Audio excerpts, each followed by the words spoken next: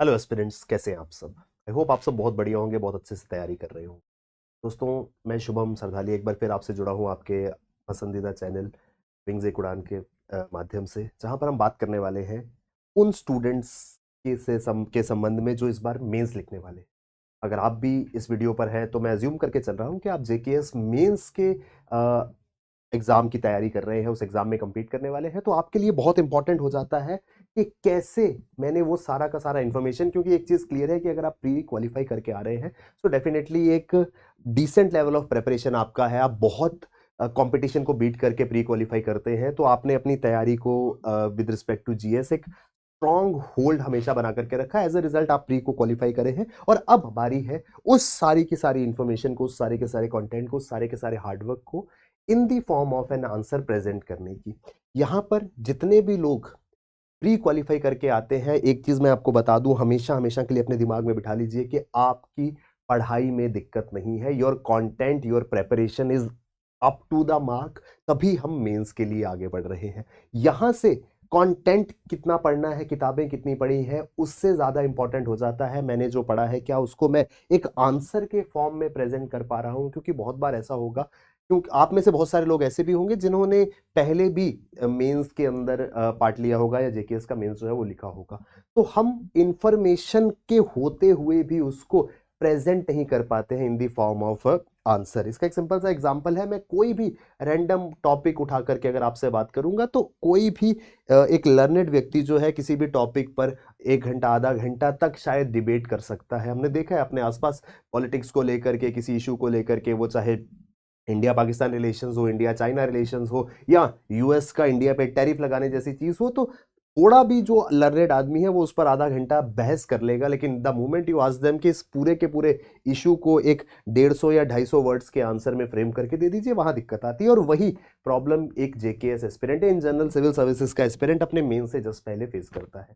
इसी प्रॉब्लम का सॉल्यूशन लेकर के मैं शुभम सरधालिया, विंग्स एक उड़ान इन कोलैबोरेशन विद शून्य आईएएस, इस मीडियम से, इस माध्यम से आप तक जुड़ा हूं। दोस्तों, आज की हमारी ये क्लास जो है, ये जो लेक्चर है, इसमें आपके काफी सारे डाउट्स जो हैं उनको मैं क्लियर करूंगा कि कैसे आप अपनी तैयारी में एक वृद्धि ला सकते हैं, एक वैल्यू एडिशन ला सकते हैं with the help of this type of session, जहां हम आंसर राइटिंग कैसे करनी है या आंसर लिखना कैसे है उसके बारे में बात करेंगे। दोस्तों, ओवरव्यू में जब हम समझते हैं, एग्जाम की प्रक्रिया में हमारे पास दो प्रकार के टेस्ट है, या दो प्रकार के पेपर है जिनका हम पार्ट होते हैं। एक है प्रीलिम्स, दूसरा है मेंस।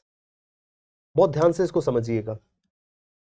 सबने सुना होगा prelims exam is called as objective exam, where जो हमारा मेंस एग्जाम है वो सब्जेक्टिव है।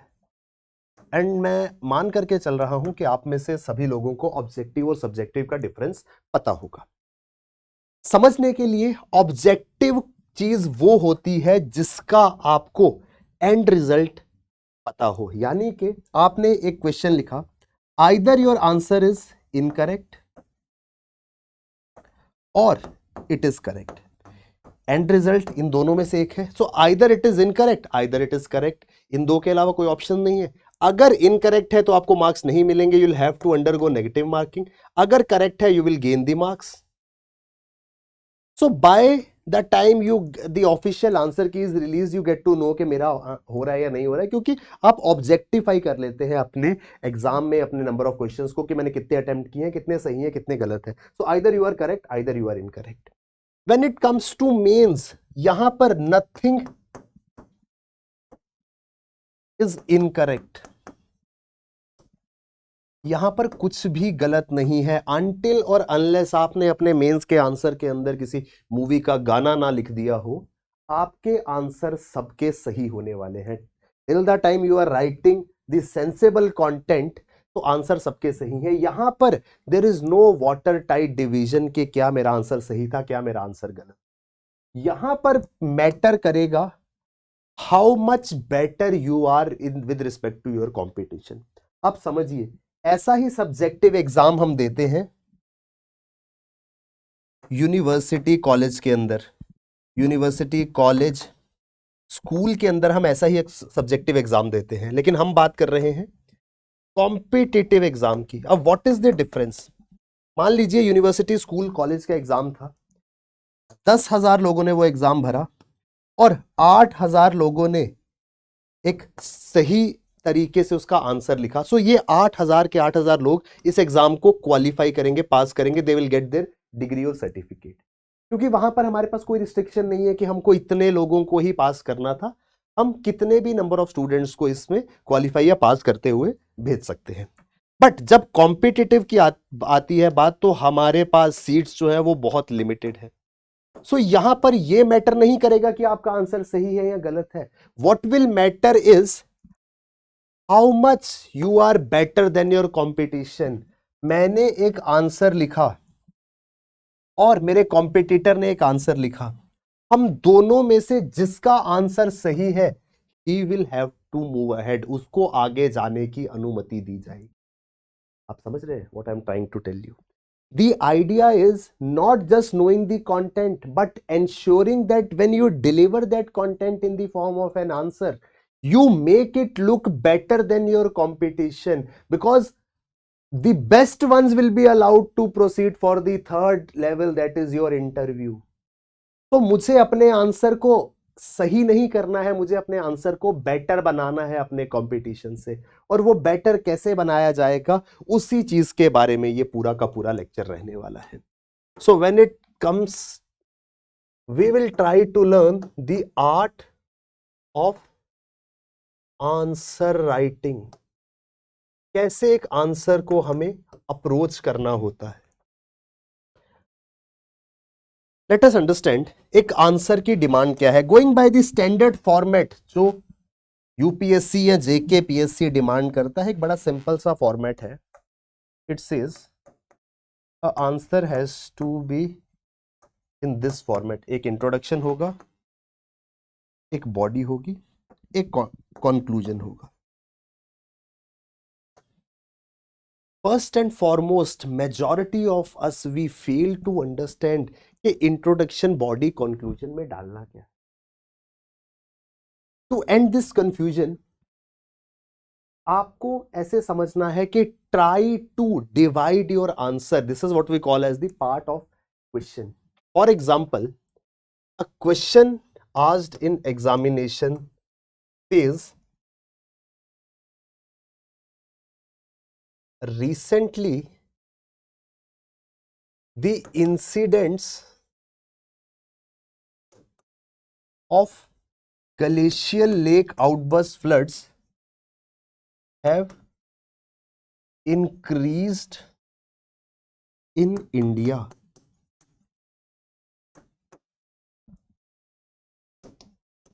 Analyze the reasons and give suitable measures to mitigate the impact. Suppose ये क्वेश्चन हमारे पास आता है, इस तरह के क्वेश्चन आपके एग्जाम के अंदर पूछे जाते हैं। तो the question is asking recently the incidents of glacial lake outburst floods have increased in India. Analyze the reasons and give suitable measures to mitigate the impact. अब इसमें ना दो टाइप का अप्रोच है। बहुत सारे लोग आप में से रिलेट करेंगे कि आप इसकी इंट्रोडक्शन में जाकर के you will go and put GLOF glacial lake outburst flood की definition. Be true to yourself, जरूर कमेंट करके बताना कि कितने लोगों के दिमाग में सबसे पहले आया था कि अच्छा इंट्रोडक्शन में GLOF की बात की गई है, मैं इसकी डेफिनेशन लिख देता हूं। अगेन क्वेश्चन है कि क्या सर डेफिनेशन लिखना गलत है? गलत नहीं है, लेकिन सपोजिटली एक आदमी यहां पर ग्लेशियल लेक आउटबर्स्ट की डेफिनेशन दिख रहा है and second student he mentioned about the recent glacial lake outburst incidents. उन्होंने लिखा कि चमोली डिस्ट्रिक्ट में 2021 में in Chamoli we had glacial lake outburst flood in which this many number of people lost their lives. 2023 में supposedly Sikkim के अंदर glacial lake outburst flood हुआ, या इसके अलावा कोई रिसेंट इंसिडेंट है उसके बारे में हमने मेंशन कर दिया। अब डोंट यू थिंक ये वाला introduction is comparatively better than writing the definition? Try to complement your question in your introduction. सवाल ने जो आपसे पूछा है, whatsoever is being asked in the question, अपना इंट्रोडक्शन उसके साथ अलाइन कीजिए। वो बोल रहा है कि recently glacier lake outburst flood के इंसिडेंट्स बढ़े हैं, तो यू टेल देम कि यस ऐसा हो रहा है, and then you validate it with the help of certain data. कि आपने सवाल में कहा कि ग्लेशियर लेक आउटबर्स्ट फ्लड के रीजंस बढ़ रहे हैं, तो बात सही है, 2021 में ये हुआ, 2023 में ये हुआ, 2024 में ये हुआ। Now you are in line with the demand of the question. तो डेफिनेशन कुछ लोग लिखेंगे, कुछ लोग सीधा यहीं पे लिखना शुरू कर देंगे, ग्लेशियर लेक आउटबर्स्ट फ्लड में ये होता है, ग्लेशियर्स की मेल्टिंग की वजह से, क्लाइमेट चेंज की वजह से जो मोरेन बाउंड्रीज है ग्लेशियर लेक्स की वो टूट जाती हैं, या पानी के प्रेशर ज्यादा टेम्परेचर की वजह से वो ग्लेशियर्स जो है वो मेल्ट करते हैं, और जो मोरेन बाउंड्रीज है वो वीक पड़ जाती है, उस प्रेशर से वो पानी रिलीज होता है और एकदम से वो फ्लैश फ्लड्स कॉज करता है। आप again you are not incorrect, but you had to mention those things here in your body, and then you had to summarise.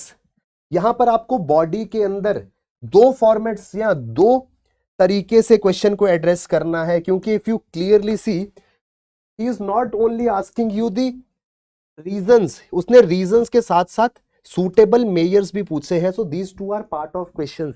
तो इस बॉडी में आपको पहले बताने हैं रीजंस क्या है, and then you have to tell what are the Myers.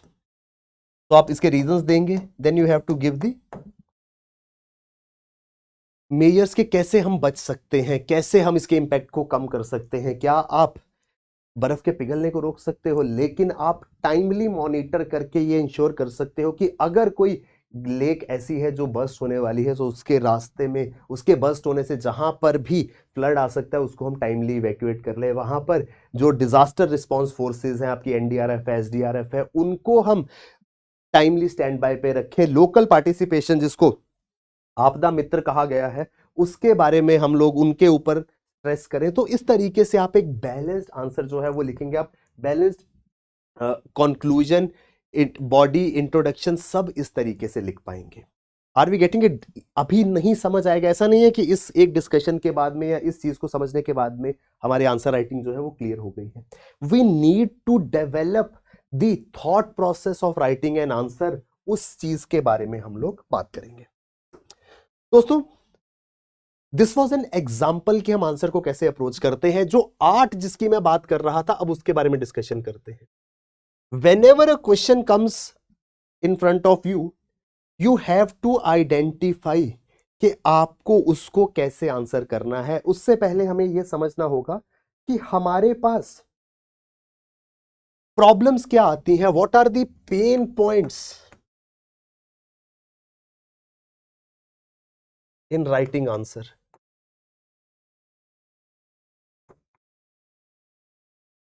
What are the pain points in writing answer? So there can be multiple pain points. आप सब अपने अपने लेवल पर अपने पेन पॉइंट जो है वो जानते हैं। सबसे पहले कि sir content creation, content is the problem. समझ ही नहीं आता सर क्या लिखना है, isn't it? इसके अलावा कोई भी प्रॉब्लम्स भी होंगे आप बताएंगे। ब्रेन स्ट्रॉमिंग, या जिसको हम कहते हैं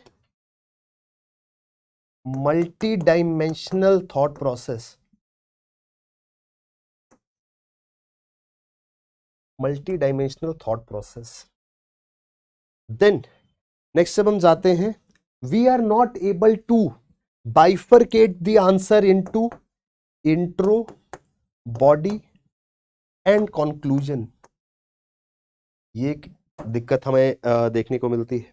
then we don't understand what is the demand of the question, we fail to understand what is the demand of the question. जैसे उनके केस में हुआ जिन्होंने पिछला क्वेश्चन देखते ही ग्लेशियर लेक आउटबर्स्ट फ्लड का डेफिनेशन देना शुरू कर दिया। देन रिकॉलिंग फैक्ट्स, सबको बहुत ज्यादा दिक्कत होती है कि सर फैक्ट पता नहीं है, कैसे याद करें, कहां इंसर्ट करने हैं। बहुत बार आपको फैक्ट याद होगा, यू फेल टू अंडरस्टैंड कि इस फैक्ट को मैं पुट अप कहां पे करूं। बहुत बार ऐसा होता है कि वो हम एक्साइटमेंट में कि हाँ मुझे ये फैक्ट मालूम है, will simply put it at a place जहां उसकी रिक्वायरमेंट नहीं थी। It could have been better placed in your answer. So वो कहां पर प्लेस होगा या फैक्ट रिकॉल कैसे होगा, ये सारे कुछ मेजर पॉइंट्स। इसके अलावा कुछ होंगे आप कमेंट सेक्शन में जरूर बताइएगा। तो these are the major pain points that you feel while writing. एक और स्पीड इशू या टाइम मैनेजमेंट, समय पर आंसर नहीं लिख पाना कि सर आता तो पूरा था but I was not able to complete it because I gave more than required time to this particular question. तो इन सब चीजों पे हम लोग बात करेंगे। When it comes to time management you need to understand sir you have 20 questions, 10 are your 10 marker and 10 are your 15 marker. Either you have to write the answer in 150 words or you have to write the answer in 250 words. Mark my words, the maximum time you get to attempt a 150 word question is 8 minutes and maximum time you can give to a 250 word question is 10 minutes. Because when you are giving 8 minutes to a question, you have 10 questions to solve. So you are giving 80 minutes to 150 word question and 100 minutes to a 250 word question. 100 plus 80, total time you can devote is 180. That is how much time you get. 3 hours for one paper. So at max इस time limit से आप बाहर नहीं जा सकते. You'll have to understand. And till the time you do not practice time and again इस time frame में answer लिखना possible नहीं.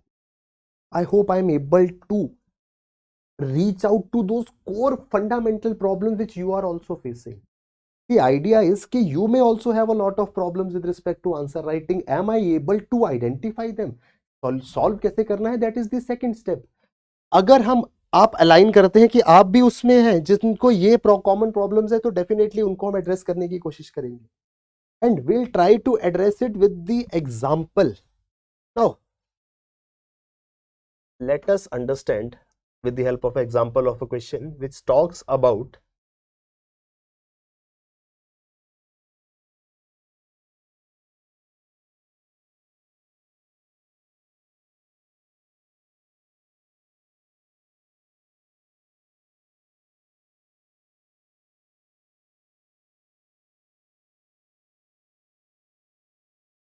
what are the challenges with respect to Indian agriculture.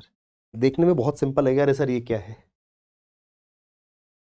मान लीजिए मैंने आपको ये क्वेश्चन 250 वर्ड्स में दे दिया तो एकदम से देख के रहे एग्रीकल्चर के चैलेंजेस कितने सिंपल हैं सर. पानी नहीं है, जमीन नहीं है. But trust me if you start writing this answer, अगर आपको एक स्ट्रक्चर ऑफ आंसर राइटिंग नहीं आता 4 या 5 पॉइंट्स के बाद you will feel that brain fogging कि अब आगे क्या. मुझे तो लगा था कि इसमें बहुत सिंपली मैं आंसर लिख लूंगा लेकिन 4 से 5 पॉइंट से ज्यादा तो मुझे कुछ समझ ही नहीं आ रहा है. But the answer has to be given in at least 250 words. अब ऐसे क्वेश्चंस में या इन जनरल किसी भी क्वेश्चन के लिए आपको लिखना शुरू करने से पहले एक स्ट्रक्चर बनाना होगा कि आप उसको अप्रोच कैसे करेंगे. Try to understand sir. हर आंसर के लिए मेरे पास एक स्ट्रक्चर होगा. ये स्ट्रक्चर मैं आंसर में नहीं लिखूंगा. This is for my brain कि brain has to work on these lines. Second is उस स्ट्रक्चर में मैं कंटेंट क्या लिखूंगा, किस चीज के बारे में लिखने वाला हूं मैं. नेक्स्ट इज क्या लिखने वाला हूं मैं उस चीज के बारे में, that is called as argument. And the last thing is कैसे मैं अपने उस आर्ग्यूमेंट को वैलिडेट करूंगा. When it comes to structure, मैंने अपने इस क्वेश्चन को एक स्ट्रक्चर दे दिया कि एग्रीकल्चर है तो एग्रीकल्चर को 3 स्टेजेस में डिवाइड कर लेते हैं. एग्रीकल्चर क्या है? Crop growing. तो फसल उगाने से पहले. तो can I categorise this structure as कुछ चैलेंजेस होंगे बिफोर सोइंग, देन कुछ चैलेंजेस होंगे ड्यूरिंग ग्रोथ एंड कुछ चैलेंजेस होंगे मेरे पोस्ट हार्वेस्ट. इसी 3 हेडिंग्स में मैंने अपने स्ट्रक्चर को डिवाइड कर लिया. I will not be writing that before sowing, after sowing, during growth, post harvest. This is for my understanding कि मैं अपने ब्रेन को कैसे वर्क करने की कमांड दे रहा हूं.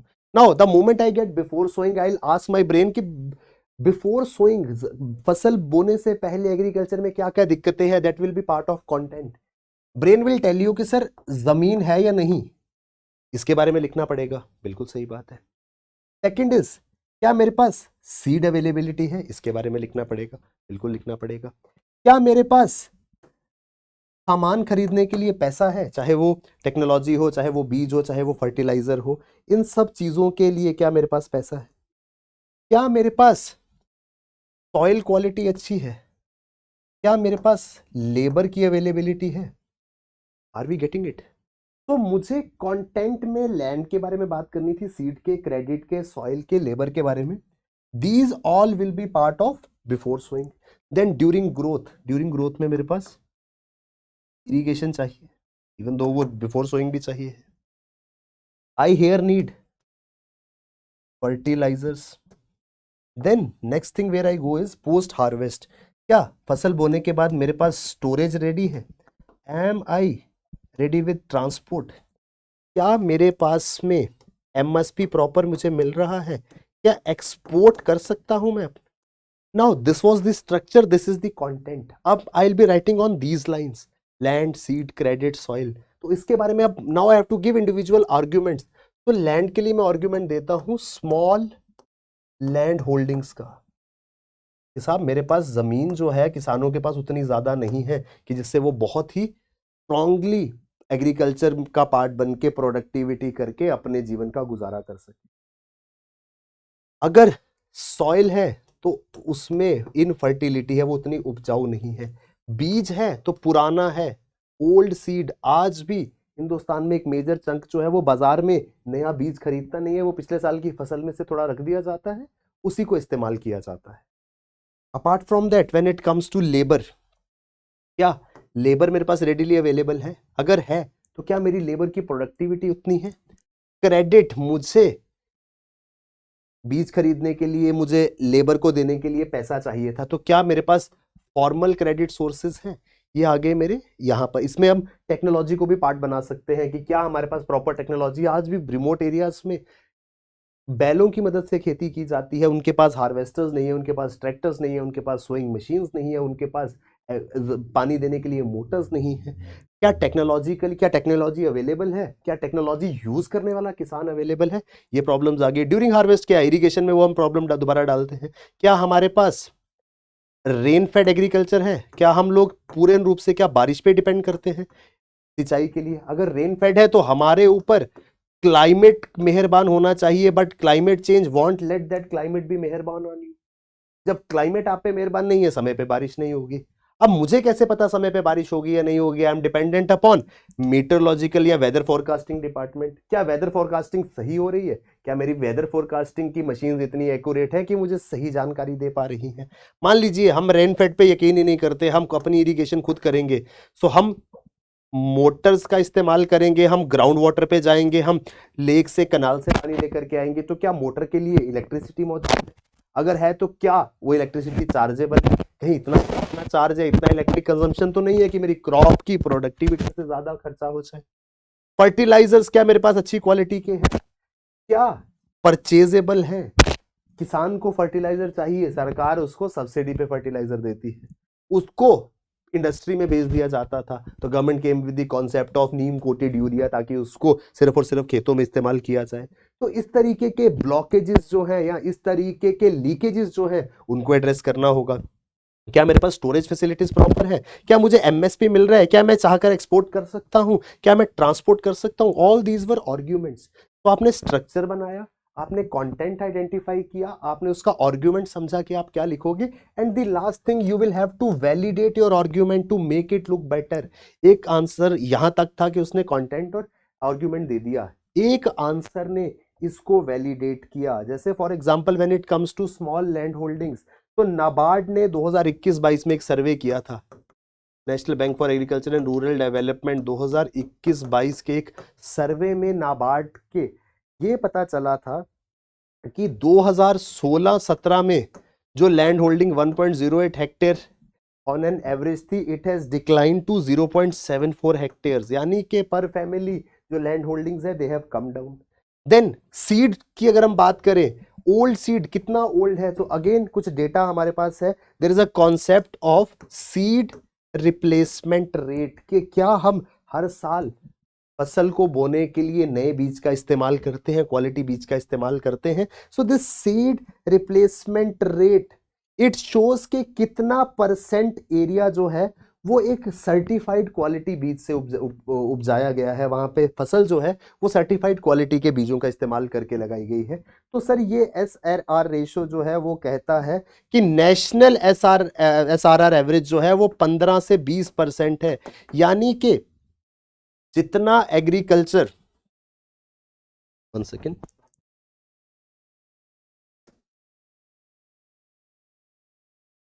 I think it has gone. So the idea for SRR was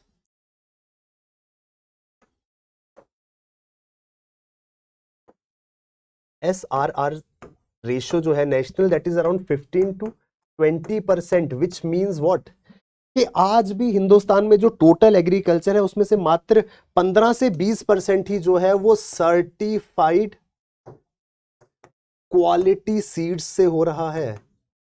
80% लोग क्या कर रहे हैं, वो आज भी पुराने साल का बीज इस्तेमाल कर रहे हैं, तो प्रोडक्टिविटी डिक्लाइन करेगी, डेफिनेटली करेगी। Then when we next move, हम सॉइल की बात करते हैं, तो सॉइल डिग्रेडेशन हो रहा है, सॉइल की फर्टिलिटी जो है वो कम हो रही है, और वो किन कारणों से हो रही है, there are multiple reason. Soil salination होता है, आज 6 से 7 मिलियन हेक्टेयर्स ऑफ लैंड जो है वो सॉल्ट इफेक्टेड है। देन लेबर की अगर हम बात करते हैं तो एग्रीकल्चर में डिसगाइज्ड अनएम्प्लॉयमेंट बहुत है, यानी कि जहां पर मुझे 4 लोगों की जरूरत थी वहां शायद 8 लोग काम कर रहे हैं। अब again I am not going into detail, जैसे मैंने GLOF क्या होता है वो नहीं बताया, डिसगाइज्ड अनएम्प्लॉयमेंट क्या होता है ये नहीं बताऊंगा, because I assume I am dealing with दो students who have already qualified prelims. तो ये चीजें आप करके आए हो, now this is not the time when you need to go back and understand कि GLOF क्या होगा, डिसगाइज्ड अनएम्प्लॉयमेंट क्या होगी। यहां पर तो हमें उन पढ़ी हुई चीजों को इंप्लीमेंट करना है सर। डिसगाइज्ड अनएम्प्लॉयमेंट ये है जहां पर मोर देन रिक्वायर्ड वर्कफोर्स किसी काम में एंगेज की जाती है, तो क्या प्रोडक्टिविटी उतनी निकल पाएगी? नहीं सर, प्रोडक्टिविटी डेफिनेटली कम ही होगी। सर 2022-23 का अगर मैं डेटा उठा करके देखूं तो 46.1% वर्कफोर्स जो है वो एग्रीकल्चर में इन्वॉल्व थी, और 18.3% GDP का जो है वो एग्रीकल्चर से आया था। This was the data for 22-23।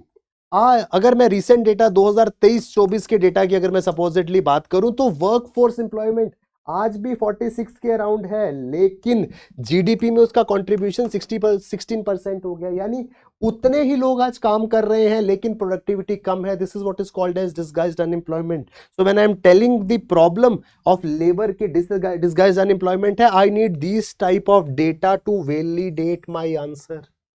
I hope I am able to convey what I wanted to. Then we have during sowing मेरे पास क्या प्रॉब्लम्स आती हैं? इरिगेशन हो रहा है प्रॉपर क्या? मुझे पावर सप्लाई टाइमली मिल रही है क्या? पेस्ट या एनिमल्स अटैक तो नहीं कर रहे हैं मेरी क्रॉप के ऊपर? इस तरीके की चीजें ड्यूरिंग सोइंग होगी, पोस्ट हार्वेस्ट होगा। तो इस तरीके से मैं पूरे के पूरे अपने आंसर को इस फॉर्मेट में लेकर के आऊंगा। Are we getting it? First and foremost I need to tell my brain the structure in which I will be writing the answer. Then structure के बाद मैं content के मैं किन चीजों के बारे में लिखूंगा, उनके बारे में मैं क्या लिखूंगा, that will be my argument. And last thing would be validation. मैं data डाल दूंगा, I'll have to put in data to validate my answers. Are we getting it? And then comes the most important part. ये पूरा का पूरा table बना करके मुझे समझ आ गया कि मुझे अब लिखना क्या है। Then comes the most important part, that is presentation. So presentation में मैंने एक इंट्रोडक्शन दिया।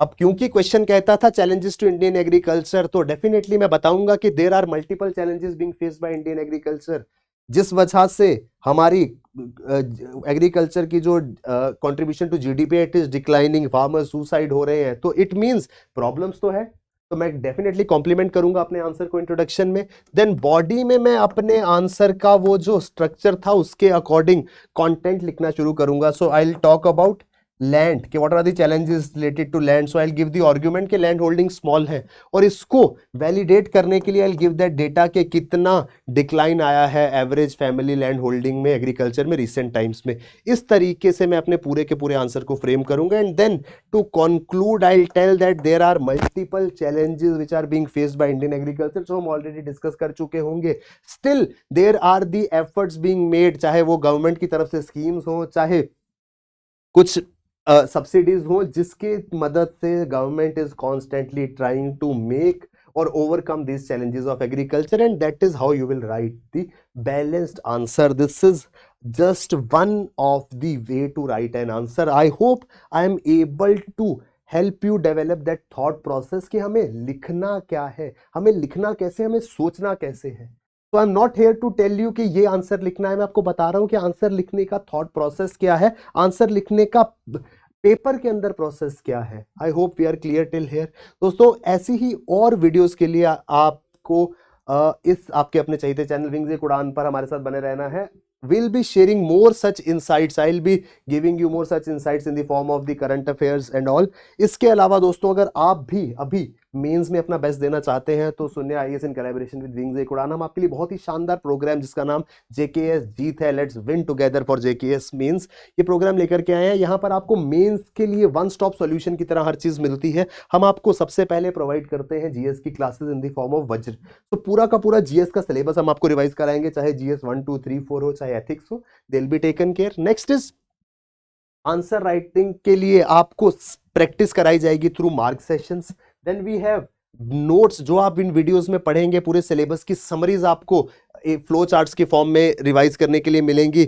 यूपीएससी के पीवाईक्यूज, क्योंकि JKS time and again UPSC से में पूछे गए सवालों को रिपीट करता है, तो यूपीएससी के प्रैक्टिस क्वेश्चंस आपको मिलेंगे, टेस्ट मिलेंगे. 15 टेस्ट हम आपको 14 टेस्ट हम आपको टोटल इसमें प्रोवाइड करेंगे, जिसके अंदर 9 आपके सेक्शनल टेस्ट रहेंगे और 5 आपके फुल लेंथ टेस्ट रहेंगे. तो 14 टेस्ट का आपको पूरा का पूरा प्रोग्राम मिलेगा. 1-on-1 मेंटोरशिप असाइन होगी जीएस के लिए, और ऐसे ही आपको ऑप्शनल्स में चाहे एंथ्रो हो, सोशियो हो, पीएसआईआर हो, एग्रीकल्चर हो, पबएड हो, ज्योग्राफी हो, उसमें हम आपको सपोर्ट करेंगे through revision classes, through enrichment classes, mentor support मिलेगी आपको. पूरे के पूरे सिलेबस से 300 प्लस क्वेश्चंस कराए जाएंगे, ऑप्शनल के टेस्ट मिलेंगे. आइडिया इज दैट्स के आप सिर्फ और सिर्फ अपनी पढ़ाई पे फोकस करें, कहां से पढ़ना है, कैसे पढ़ना है, सही पढ़ रहे हैं, आंसर सही है, ये सब चीजों में सुनिए आईएएस विंग्स एक उड़ान आपकी हेल्प करेगा. आपको सिर्फ और सिर्फ इन नंबर्स पे कॉल करना है and you have to enrol with us.